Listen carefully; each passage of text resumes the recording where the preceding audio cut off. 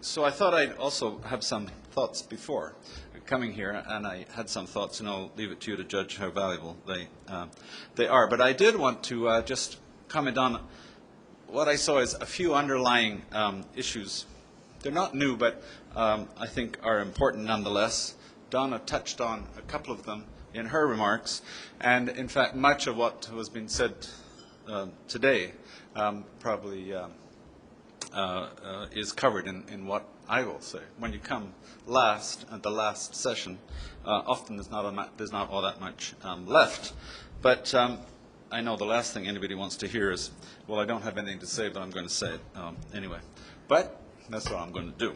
I think that what is absolutely critically important, and Donna mentioned this, and I think we can't emphasize it enough, is to recognize, and it's very uncomfortable for us to do this, but to recognize that Saskatoon and Saskatchewan are communities racked with deep and entrenched and enduring racism. And we cannot go very far unless we accept that as a fact, I think, and commit ourselves to responding effectively to it. And part of that requires us to, whenever we get the opportunity, to speak up against the racism that is here in the city and in the province. I think, too, we have to recognize that the relationship between Aboriginal and non-Aboriginal people in our city and in our province is the most important relationship that faces us. We have many important relationships facing us, but this is the most important relationship in terms of the need to aggressively work on improving that relationship. And that can only be done in a respectful and open and effective way. I think a third recognition is that this is an urgent issue. It's not something we can talk about and hope that we'll fix, and talk about next year and hope that we'll fix it. It's urgent in terms of the health of our community and the people who live in our community. And I think it's important to recognize that addressing the situation requires the non-Aboriginal community to be particularly respectful of Aboriginal leadership, culture, values, and beliefs, and to engage the communities which are most affected right from the very beginning, not halfway through, and to truly engage and truly work together to find solutions. And I think the fifth recognition, and none of these are very easy, and none of them make it very, none of them provide any kind of recipe for moving forward, and they don't reflect just on municipal leadership, but they reflect on leadership across the piece. But we do have to recognize, I think, that our criminal justice system is predicated on a set of values and beliefs which simply do not fit with the values and beliefs of Aboriginal people. And we cannot surely expect a system which is, in a sense, completely out of kilter with an important community which it is attempting to serve. We can't expect it to work very well.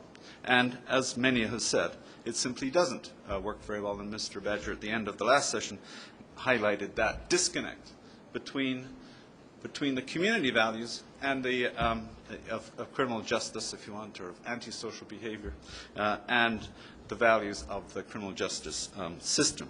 It's like trying to whack a square peg into a round hole. And we shouldn't be surprised that it doesn't work very well. But that being said, I have just a few comments which really flow from the Aboriginal Justice Commission and its report, which, having had a chance to go back and look at it again, I agree with many previous speakers in the view that there are a lot of useful things here.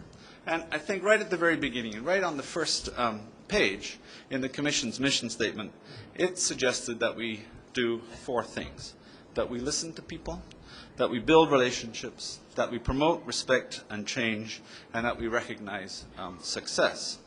And I think that would be a very good start. The Commission also noted that leadership is the key, and this is where I would relate this to municipal leaders and in fact, other leaders. The leadership is the key, and the Commission sought champions of change. And surely we need to have our municipal leaders, as we've seen, exhibiting that leadership, exhibiting that charge for change. And I think part of that requires all leaders, again city leaders, to formally recognize the importance of traditional knowledge, traditional justice and healing practices, and to play a part in encouraging others to recognize that too, to be more proactive in arguing for what needs to be done. So I think I'll close essentially there by urging all leaders to take that leadership role, speak out in favor of what needs to be done.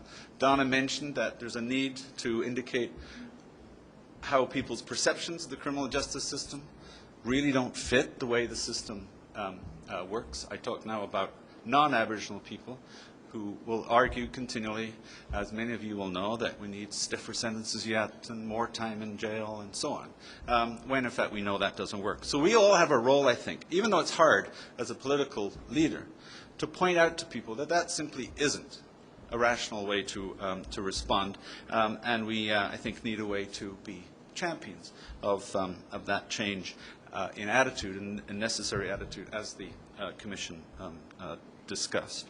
So let me just close with a little quote from the Commission. I